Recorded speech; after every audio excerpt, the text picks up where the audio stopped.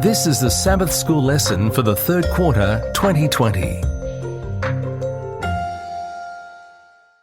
Lesson 3 for July 11 to 17, ready for teaching on Sabbath July 18, Seeing People Through Jesus' Eyes, read by Dr. Percy Harrold. Monday, July 13, A Lesson in Acceptance.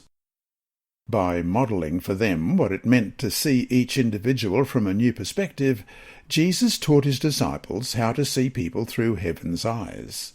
His view of people was radical. He saw them not as they were, but as they might become. In all his interactions with people, he treated them with dignity and respect. Often he surprised his disciples by the way he treated people. This is especially true in his interaction with the Samaritan woman. The Archaeological Study Bible makes this interesting observation about the relationship between the Jews and the Samaritans on page 1727. The rift between the Samaritans and the Judeans dates from an early period. According to 2 Kings 17, the Samaritans were descendants of Mesopotamian peoples who were forcibly settled in the lands of northern Israel by the king of Assyria in the wake of the exile in 722 BC. They combined the worship of Yahweh with idolatrous practices. End of quote. In addition to these idolatrous practices, they established a rival priesthood and a rival temple on Mount Gerizim. Considering such theological differences with the Samaritans, the disciples must have been perplexed when Jesus chose the Samaritan route to Galilee. They were surprised that Jesus did not allow himself to be drawn into a religious debate. He appealed directly to the Samaritan woman's longing for acceptance, love, and forgiveness. Question. Read John chapter 4, verses 3 to 34. How did Jesus approach the Samaritan woman? What was the woman's response to Christ's conversation with her? What was the disciples' response to this experience? And how did Jesus broaden their vision? John 4, beginning at verse 3, He left Judea and departed again to Galilee, but he needed to go through Samaria. So he came to a city of Samaria, which is called Sychar, near the plot of ground that Jacob gave to his son Joseph. Now Jacob's well was there. Jesus, therefore, being wearied from his journey, sat thus by the well. It was about the 6th hour. A woman of Samaria came to draw water.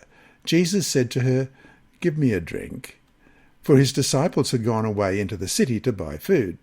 Then the woman of Samaria said to him, "How is it that you, being a Jew, ask a drink from me, a Samaritan woman? For Jews have no dealings with Samaritans."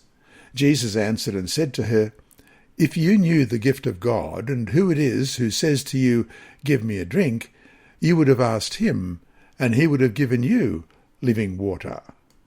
The woman said to him, "Sir, you have nothing to draw with, and the well is deep.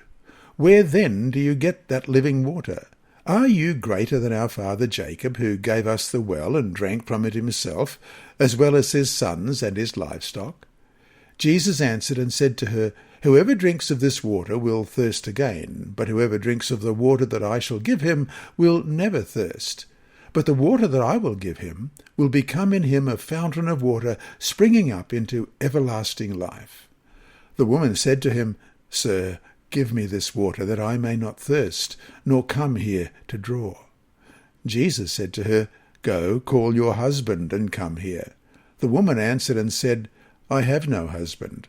Jesus said to her, "You have said well, I have no husband. For you have had 5 husbands, and the one whom you now have is not your husband, in that you spoke truly." The woman said to him, "Sir, I perceive that you are a prophet. Our fathers worshipped on this mountain, and the Jews saw that in Jerusalem is the place where one ought to worship." Jesus said to her, "Woman, believe me, the hour is coming when you will neither on this mountain nor in Jerusalem worship the Father. You worship what you do not know. We know what we worship, for salvation is of the Jews.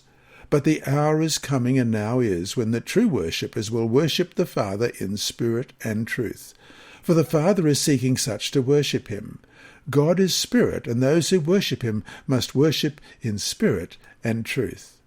The woman said to him, I know that Messiah is coming, who is called Christ. When he comes, he will tell us all things. Jesus said to her, I who speak to you am he. And at this point his disciples came, and they marvelled that he talked with a woman. Yet no one said, What do you seek? Or why are you talking with her? The woman then left her water pot, went her way into the city, and said to the men, Come, see a man who told me all things that I ever did.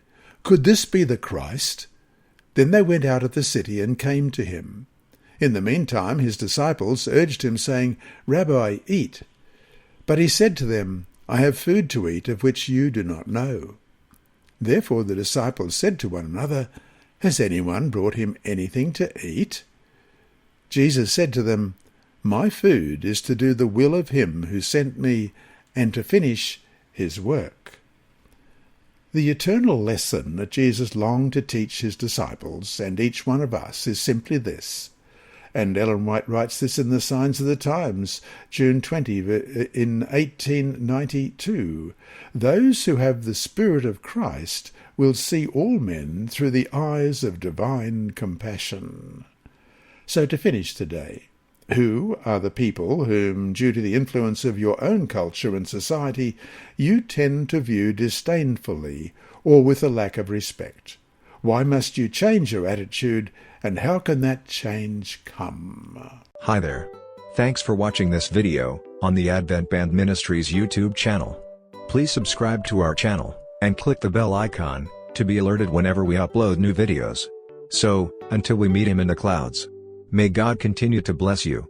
This lesson was read by Dr. Percy Harrold for Christian Services for the Blind and Hearing Impaired, Christian Record Services for the Blind, the Sabbath School Department, and Hope Channel. You can also listen on the official Sabbath School 4 app and the Apple iTunes app, Sabbath School with Percy Harrold. Remember, God is always faithful.